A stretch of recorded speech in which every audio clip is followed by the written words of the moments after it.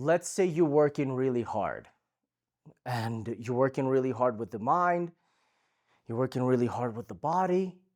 How do you take care of yourself so that way you can keep working just as hard with the mind, just as hard with the body? The first is create a good schedule where you're not completely draining yourself to the point where your recovery looks like sickness. Your recovery looks like a disease real quick that comes in, right? Your recovery doesn't look like, oh my God, I have a fever and now my body is literally telling me to take a break, or I might not feel good at all for a long time, right? Most people, they just work and work and work and work and never take that full break in between to give their body rest, to give their mind rest. So have a schedule.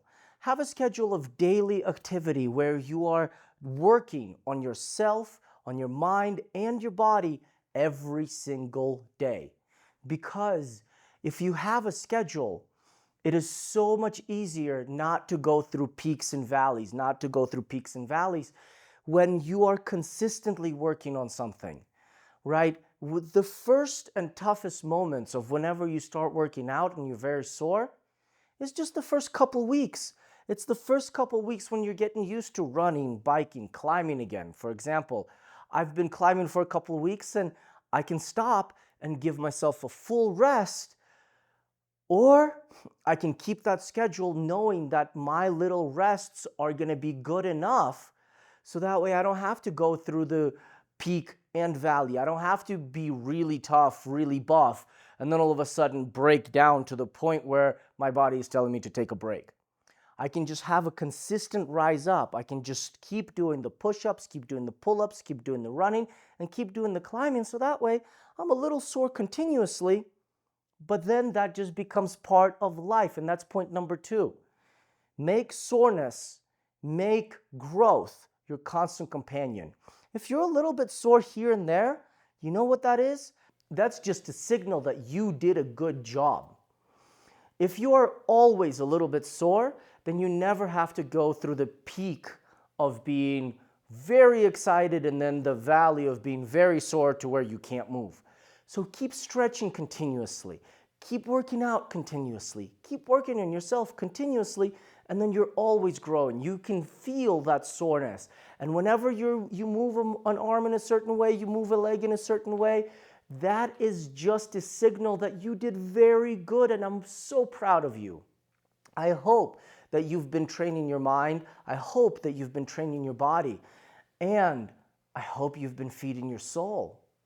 Because part of working out is feeding your soul, is pushing through that tough environment that your mind says, hey, listen, I don't want to do this. I don't want to handle this. It's going to be tough. And that is one of the key reasons why we as humans want to put weight on ourselves, why we as humans want to run, want to bike, want to climb, and want to do that continuously. Because it pushes you through the point where your mind says no. And when you push through the point where your body wants to give up, where your mind wants to quit, what is feeding you now? What is pushing you forward? It's your soul. It's your soul knowing that whatever it is that you put yourself through, this spirit will persevere. No matter how tough that climb was, no matter how hard that sail was, no matter how hard that biking, that running was, whenever you push through the point of, hey, I didn't think this was possible for me, you're feeding your soul. Your spirit is being fed. And it is one of my favorite things to do. When you look at a climb and you're like, man, that looks tough.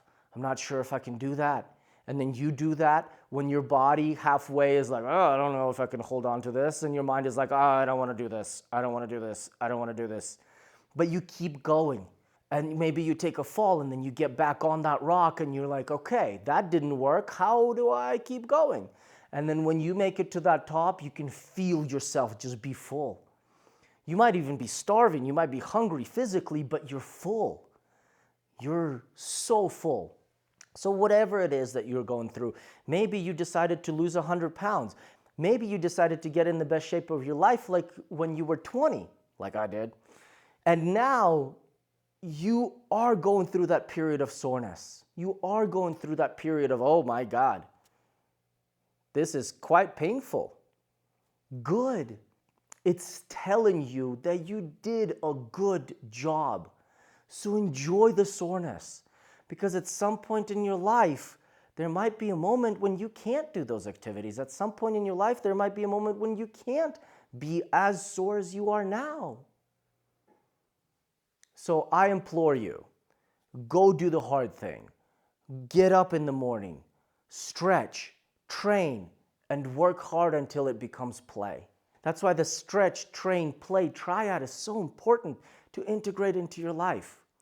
If you're not a morning person, good. It's going to feed your soul even more. And as a matter of fact, I'll give you a little bonus here. By waking up near or close to sunrise and giving that beautiful sun, feeding that beautiful sun into your eyes, will actually feed you energetically. There's been crazy amount of science that's recently been done on the circadian rhythm, and part of the circadian rhythm is waking up with the sun and giving those first light rays to yourself. You will do wonders. You will do wonders.